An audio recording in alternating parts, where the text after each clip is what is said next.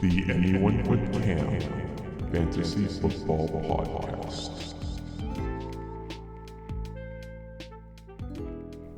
Welcome to another episode of the Anyone But Cam Fantasy Football Podcast. I am one of your hosts and one of your commissioners, and I'm not sick anymore. Woo! Yay! No more COVID edition. Kind of, maybe. All right, we'll get to it.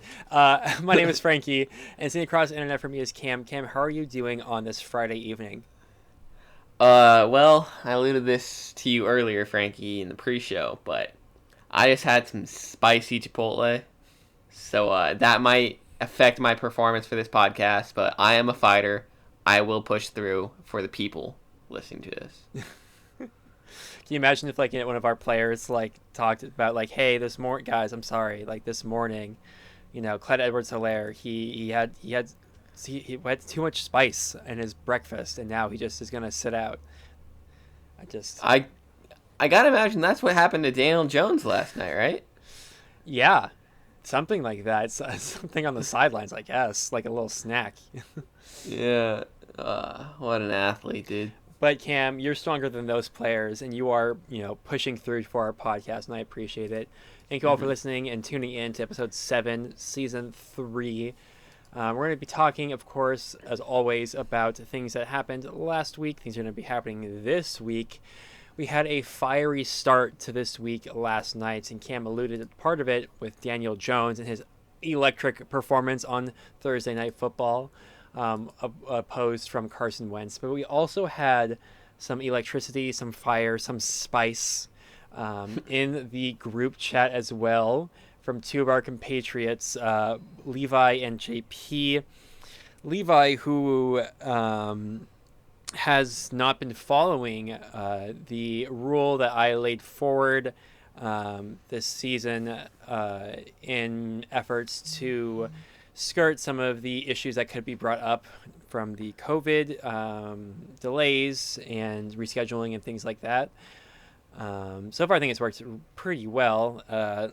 But Levi has been using it to using one of his COVID spots for players who are Reagor, right, Jalen Reagor, who was not missing games because his team had COVID or he or anything like that. And I mentioned to him, I think what would have been 2 weeks ago now, that he needed to fix his roster. Apparently, his roster was wrong the week before. I did not know that. That is on me. But I did tell him the next week to fix it. He didn't do it. He said he tried to, but it couldn't. Then I think I explained myself in the group chat. I just kind of was like, okay, he'll fix it, and then didn't. But thankfully, things kind of worked out. Thankfully, he had that extra spot on his bench, so the Boston Scott acquisition was fine. He dropped P. Ryan. He dropped McKissick. At the end of the day, everything kind of worked out. But that's my perspective, Cam. What was your perspective on the issue?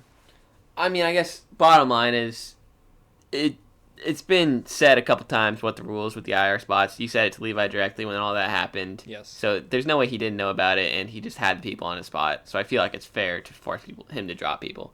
But, and more importantly, I was absolutely floored that JP was the driving force of this uproar.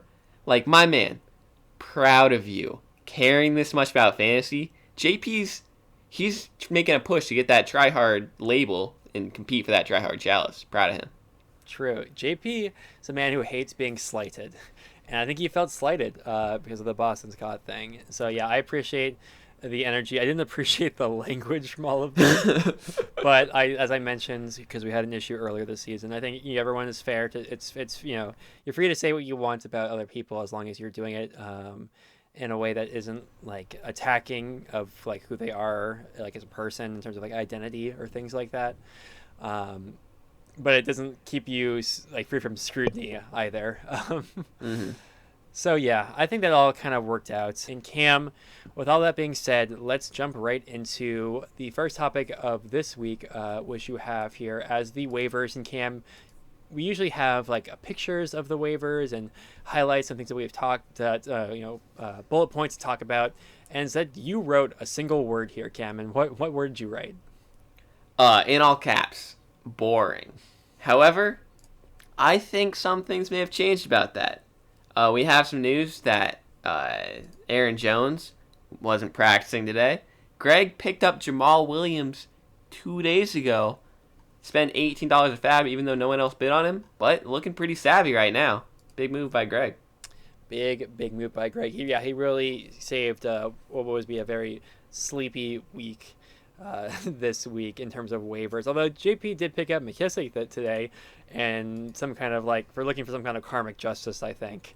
Yeah, if he goes off against Levi, then we'll know some stuff's going on in the universe. Yeah, it's true. And he also Lassie picked up Des Bryant, which is a very Lassie move to do. So I'll talk a little bit about that later as well. Mm-hmm. But that was it for our waivers for this week. Not a whole lot going on. And then let's just jump right into some highlights from last week. Yeah. So last week, I think, really showed that this league this season has a lot of parity. Not a lot of win teams beating win teams. Some upsets that we weren't expecting. It's pretty good. And I just got to give myself a pat on the back, Frankie, because I called Dylan versus Jake Pond matchup of the week, and that matchup was a barn burner, man. Sure was. What do you think of it? What did I think of it? I mean, it was everything you want a fantasy matchup to be. Something that just comes down to the absolute last second. You have two teams, who are, like you said, like the parity here. Like one team with a really strong record, the other team with a quite poor record, and the team with the quite poor record just bringing it out at the last second. Like that's the drama that we play this game for. I love it. Yeah, Ezekiel Elliott had enough points to get Dylan the win, but then his final carry of the game went for -1 yards, and Dylan loses by .02. It doesn't get better than that. It's just crazy that worked out that way. And that made my upset of the week correct. So let's go, JP. There we go. Some other cool stuff happened during that Monday night game. Logan clutched out his win over Tyler with the Arizona stat. Kenyon Drake, Kyler Murray, both getting 28 and change points. That's a lot. Tyler, I'm sure he didn't feel comfortable going into that final matchup because Kyler Murray can get a lot of points, but Kenyon Drake hasn't really been doing much. And an 80-yard touchdown will definitely change that for him. So it's a rough one for Tyler. It is a rough one. Yeah, that was very obnoxious to me as someone who's in the division with Logan. But that's a hard win. That's a hard battle won. So. Yeah, and finally, Jake Logan was 5-0, only undefeated team going into last week, and he loses to Justin. Oh God. I don't know if he can recover from that. It's pretty bad. He was the lowest scoring team on the week, which is just really bad. Mm-hmm. I know you have some notes about him later, talking about the fall of Josh Allen, but it seems that the fall of Josh Allen has corresponded with the fall of Jake Logan. Coincidence? I don't know. And just like Josh Allen, he was vastly overperforming early season. It's not going to continue. All right, scathing. Mm-hmm. Let's move on here then, Cam, to talking about this week. And you said here that we have two really strong contenders for matchup of the week. I decided to end up going with this one, and we'll have you lead off here with our first matchup, our matchup of the week. Yeah, so not every week is matchup of the week decided by just the two best record teams, because then it'd be pretty much the same teams every week. But this week we have two pretty high-powered matchups, so I feel like they deserve a spotlight. And we went with Jake Logan versus Greg Bates. There's some really interesting stuff here because Greg, first week, highest score. Everyone was like, dang, Greg's team's good. But it's been kind of going down recently. He's still been able to get some wins, but not, juggernaut like we thought it could be. And Jake has been that juggernaut until recently. Looks a little vulnerable. So we'll see who can take that top spot. Looking at Jake's team, like we said, Josh Allen's on a cold streak. So my one question there is, Frankie, is it Justin Herbert time?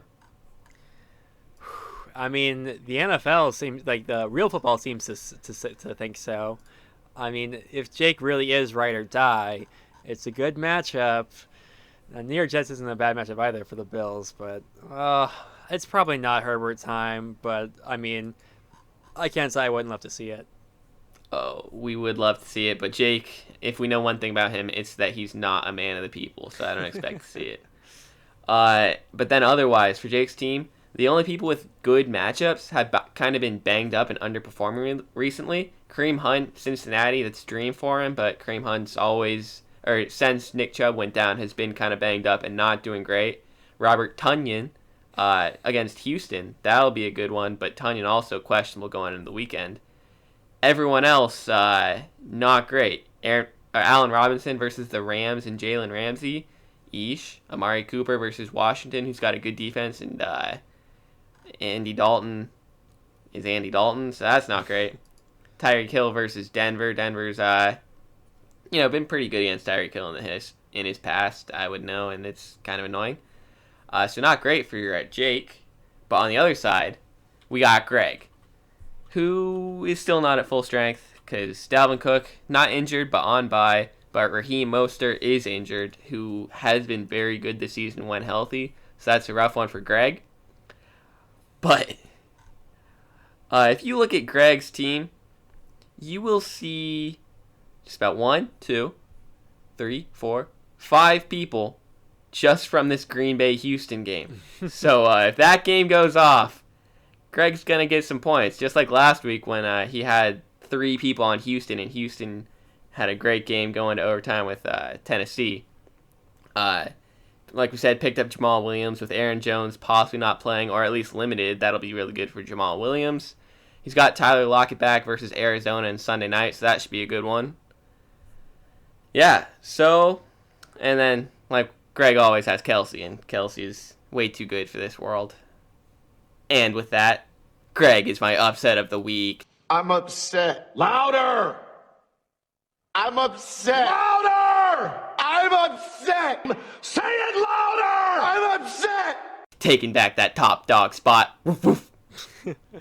It is crazy that I can absolutely see this happening. I say it's crazy because, like, man doesn't have Dalvin Cook. Yeah, it's his bye week this week, anyways. But still, like, I know I made some scathing comments last week about Greg's team. Hey, it's my job to make crazy call outs.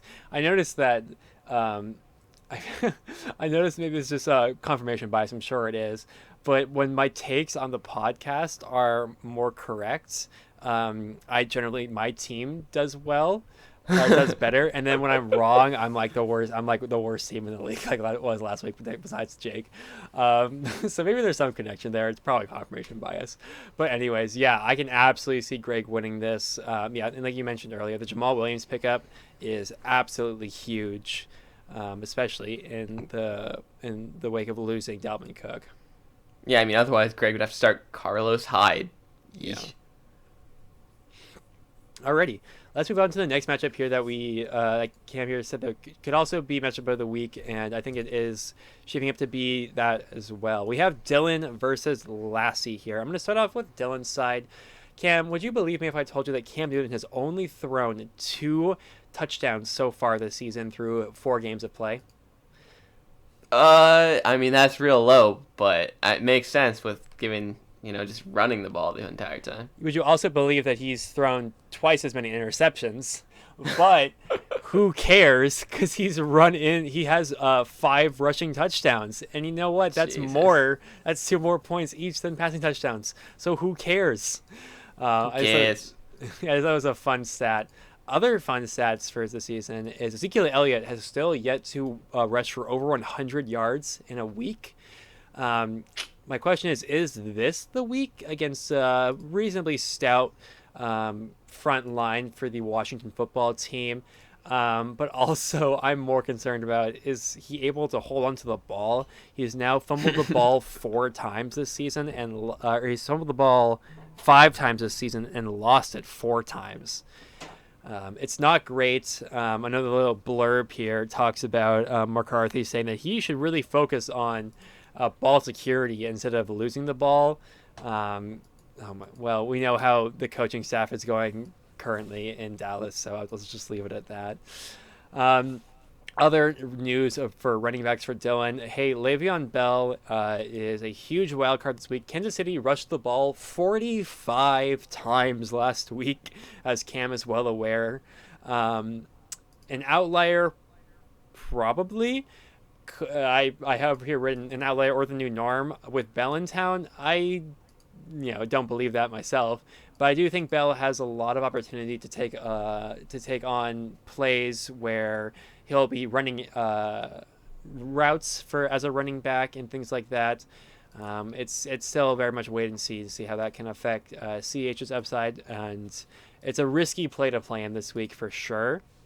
I'm not sure Dylan really has any other option though, besides outside of Chase Edmonds, which is not something to rely on too much because he's very touchdown dependent.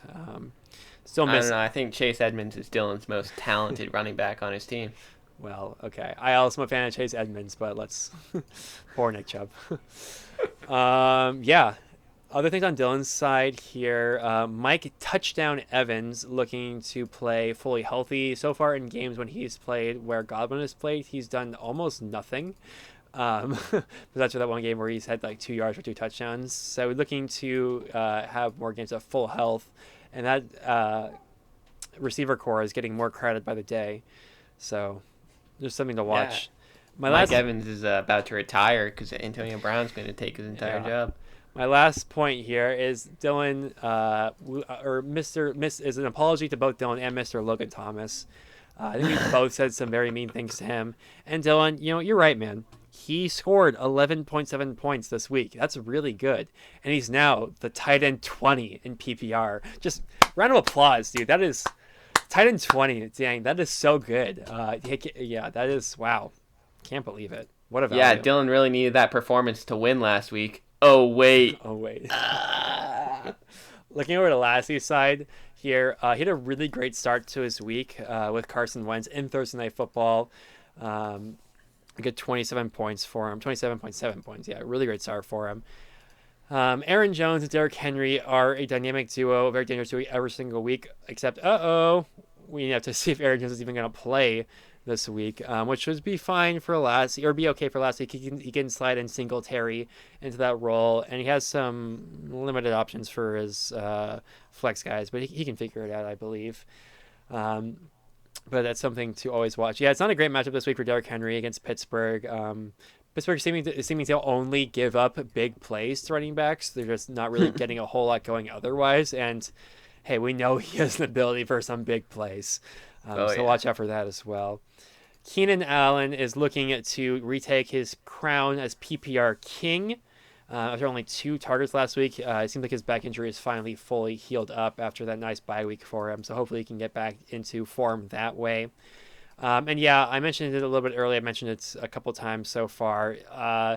Huge wild cards on Lassie's side for both AB and Des Bryant. I believe in AB a lot more to have an instant impact.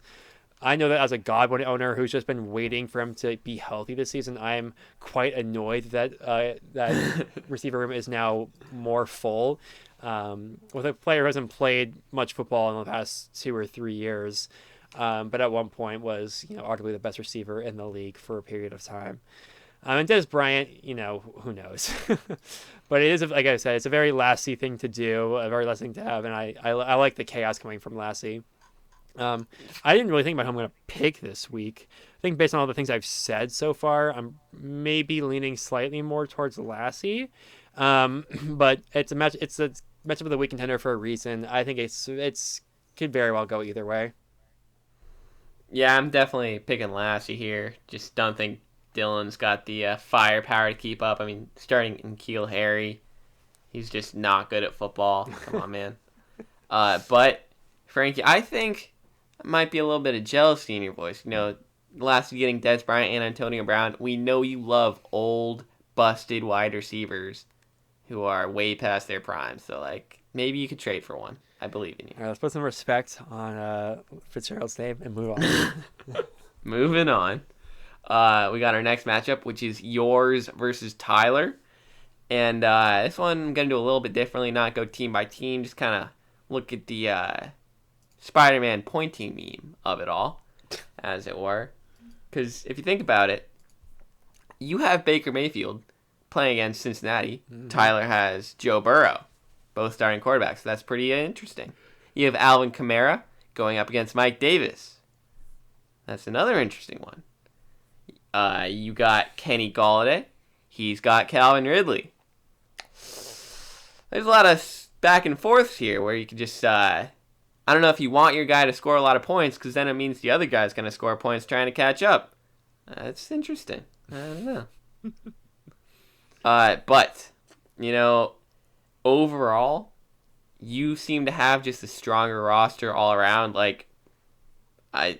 Mayfield's got a better offense than Burrow and playing an easier defense. That's probably better. Kamara is obviously, more talented than Mike Davis. And with Michael Thomas not playing this week and Emmanuel Sanders also possibly not playing this week, he's going to be basically their entire offense. The only spot Tyler's definitely better at is RB2 with Chris Carson up against Antonio Gibson, but Gibson could be pretty sneaky this week against the abysmal Dallas defense. And then maybe tight end with Tyler Higbee up against Eric Ebron, but Higbee might not even play this weekend, so we don't know how that's going to go. But it is interesting because Tyler's got DeAndre Swift and Keelan Cole in his flex spots. Both guys that aren't traditionally highly ranked, but have been performing pretty well recently with Swift that big week last week and Keelan Cole always a threat. So I don't think it is necessarily as lopsided as those names might have you think. The sleeper also doesn't think that, but you currently don't have a defense. Dude, why do you never have a defense by the time we do the podcast? I don't get it. Because who cares? Because you could just pick them up for free earlier in the weekend. Yeah, I was going to do it last night, but I didn't for some reason. I don't remember why. Tilting too much about everyone else tilting. I get it. Yeah, so... Well, I think your side has a name recognition. I think it might be a little tough with Cooper Kupp against Chicago, Will Fuller, Green Bay. Not a great matchup. So I'm picking Tyler here. Interesting. Wow, I don't think that's where we're going. But yeah, I do.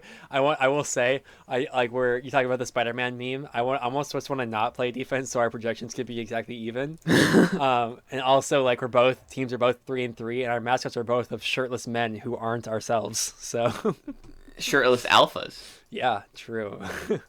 It's a fun time all around. Yeah. Cool. Yeah, let's move. If you guys tie, that would be excellent. That would be excellent. I would love that, actually. Just goes to bench points then. Yeah, and I have two guys on bye, but he has Hot Rod's on bye. Okay, I think if I win, I'll win the tie then. What if our benches tie? Oh my god. Moving on Still here. A Frank Gore on your team. Oh my god. Yeah, okay, he's my bench floor. All right, he's here for the tie, obviously. Anyways. Cam versus Logan is up next. Cam, we'll start off with your side of the ball here. Yeah, and I've talked about it a bit. CEH is the big talking point for a lot of fantasy heads these last couple of weeks. He's in a bad matchup this week, and he has, I think it was today or yesterday or someday recently, I saw Sleeper Alert talking about Bell being a mentor. So I wrote my notes here that CEH is a bad matchup, and he has a sensei behind him now showing him the ways of running the football. We'll see if he's a true Ra's al Ghul and is a real ally to him, and then eventually they just come to a disagreement and then fight to each other to the death. Maybe that'll happen. That'll be good football. Other things on your team, James Conner, Mr. Glass himself, has been staying healthy and has been producing at a very consistent rate so far. He's been scoring a touchdown in every game. He's been running pretty consistently. It's been really good. It's not what I expected for you going into the season with how injury prone he is. So that's definitely a plus for you. Justin Jackson is in a very juicy matchup if he plays this week. We'll have to see about that, and then I'll play in another matchup as well here later.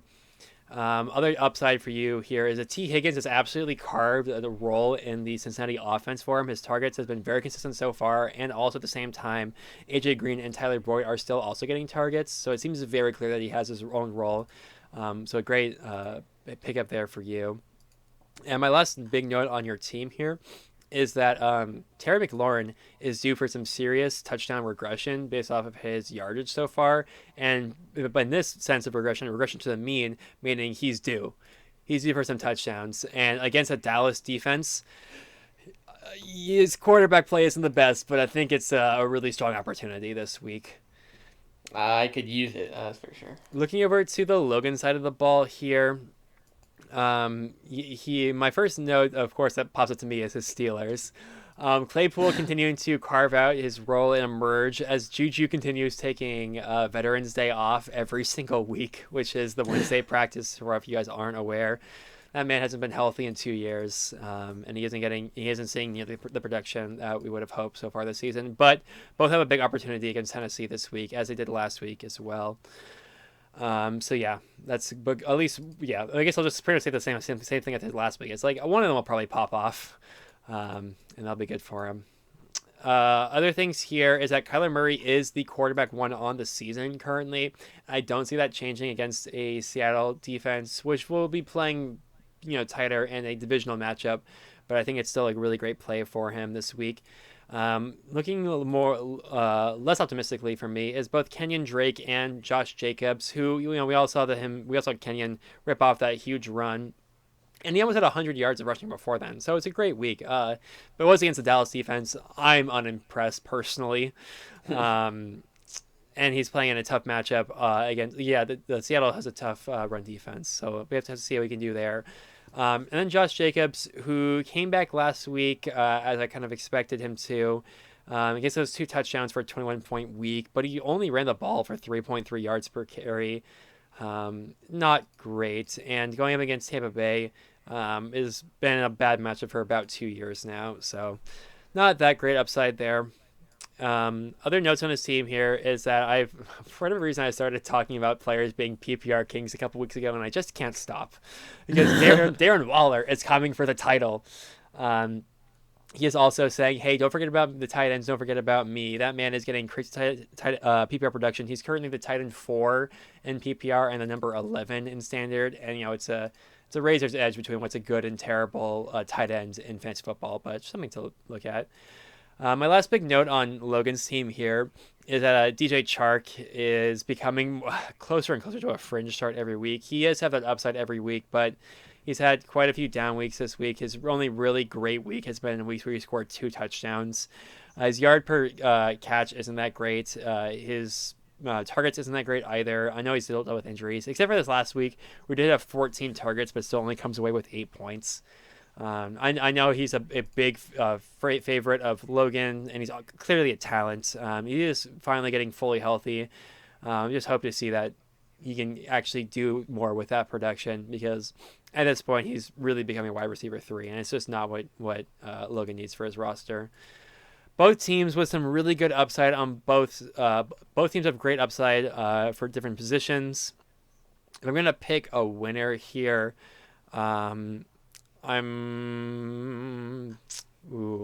this is close. Cam, what do you think? Who would you pick in this matchup for yourself? A big wild card here is the Las Vegas offensive line is currently all on the COVID list, and if that stays, then that'll be really bad for Logan's Las Vegas players. Right. I don't know how that's going to turn out. This is the first week that I've legitimately tilted about a roster to sit or a start sit between Josh Jackson, T. Higgins, and DJ Moore. Mm-hmm. And it's like T. Higgins has just been going off on my bench every week, and he's earned a roster spot. And then Josh Jackson, I just want to start. Logan's gonna win. I don't win games. All right. In fantasy. Yeah. Well, not this season apparently. Yeah. Cool. Logan's gonna make playoffs, and I'm gonna win division championship. Suck it, Logan. Nice. Oh, and the one thing I wish would have happened: Jamal Adams is not playing this week, and it would have given me so much joy if Jamal Adams single-handedly shut down Logan's Carolina stack because he hates him. That would have been excellent. Is Logan's Abby still Robbie Anderson in a Jets jersey? It is, even though he now owns a Panthers jersey with him on it.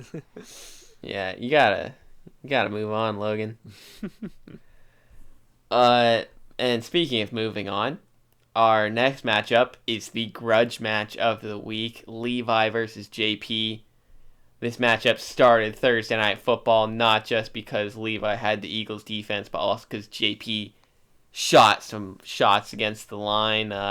snitching and whatnot, but we stand a snitching king as it is.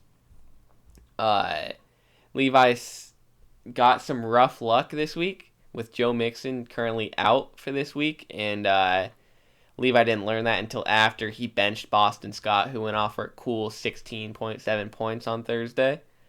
And then also Ronald Jones, who has been excellent this season, does have Leonard Fournette coming back. Don't know how that will affect him. Probably not much, just because Ronald Jones has been so good, but it will take at least a few carries away. But speaking of people coming back, he's got Devontae Adams and Julio Jones, and that's what Levi's been waiting for, because those guys are bad men. You know what I'm saying? Yes. Oh, yeah.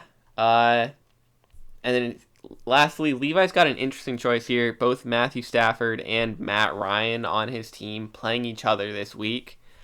That's a tough one to choose between. He could either have the Stafford to Hawkinson stack or the Ryan to Julio stack. I got to be honest, just personally, I think Matt Ryan's probably the better choice because at least his coaching staff won't be blindly committed to running the ball. But, you know, go off, Levi. Anyways, moving on to JP. Oh, no. JP. JP starting James White and J.D. McKissick as his starting running backs up against Ronald Jones and Darrell Henderson, who have both been objectively much more effective this season. JP is starting George Kittle against New England, who absolutely loves taking away starting tight ends that are excellent, and Robert Woods, who I don't even know if he practiced today. Oh, he did not. Please hold. He did not. Yeah, and that's also against the Chicago defense, who has been very good this season. JP is starting Rob Gronkowski, who was good last week, but Rob Gronkowski. Laviska Shenault versus the Chargers defense, who has been excellent against wide receivers. And Robbie Anderson against New Orleans isn't a bad matchup like it shows on Sleeper, but lordy lord, this is not what you want to see if you're JP. If he's winning, he is winning this week on the back of his king Youngway, and the Bills defense going up against the Jets. Believe I already got 11 points from his defense, so you're going to need a real good week from the Bills defense if you want to offset on that. Love you, JP, but this is not looking good. He has a CMC-sized hole in his roster, and it shows. It's rough.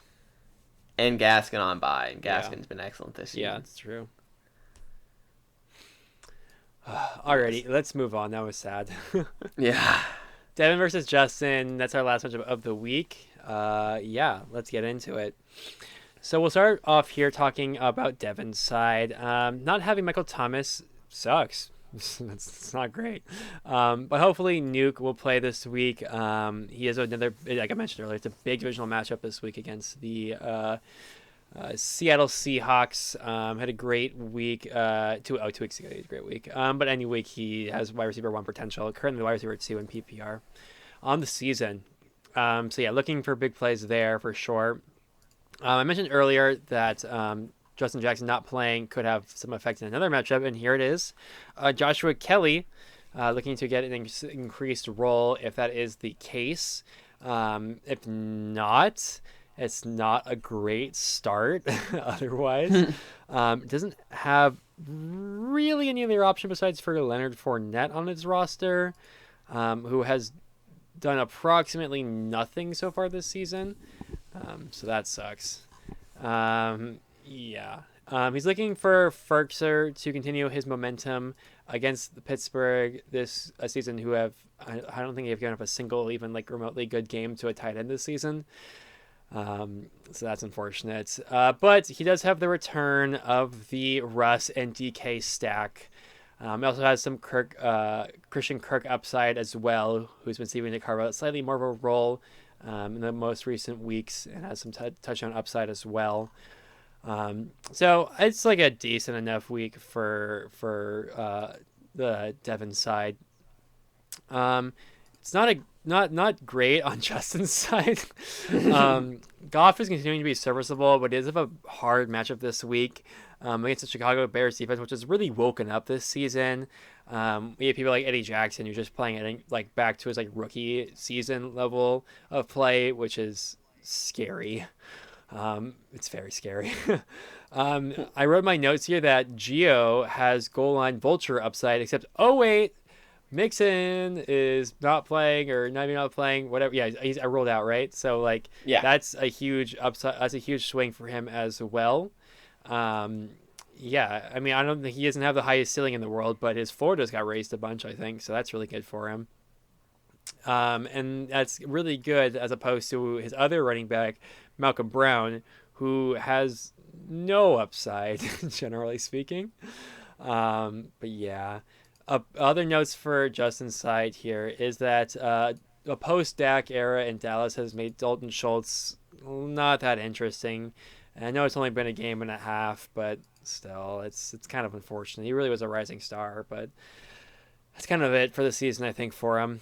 In other notes for his team, he is only projected for 87 points currently. He has Preston Williams in who isn't playing this week in his flex, and he's also kicker flexing.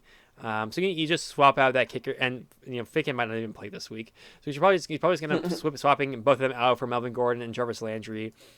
We're both not entirely exciting players in fantasy so far through this season, although Gordon's had more up games than down games for sure. So yeah, I don't love a lot on the Justin side of the ball here. I think, like I've said, I've talked through Devin's side. It's the same notes every week with Russ and DK. And also, Gurley's been performing really like above expectations, at least in my eyes. So I'm definitely picking Devin on this side. Yeah, I think that's the end of my analysis. Yeah, I mean, Justin's got to put Melvin Gordon in. Definitely needs to sub in Aaron Rodgers for Goff. Needs to see if there's someone on the waiver wire that he can start instead of kicker flexing or starting Jarvis Landry, who's very banged up. Like Traquan Smith. Justin, if you're listening. Rashad Perriman's on waivers? Oh my god. This is lit. I haven't looked at waivers in that forever. Yeah. Justin's only hope here is, you remember that Seahawks-Arizona primetime game that ended in a 6-6 tie? Oh, yeah, that was like 2 seasons ago, yeah? Yeah, if that happens again, Justin's set.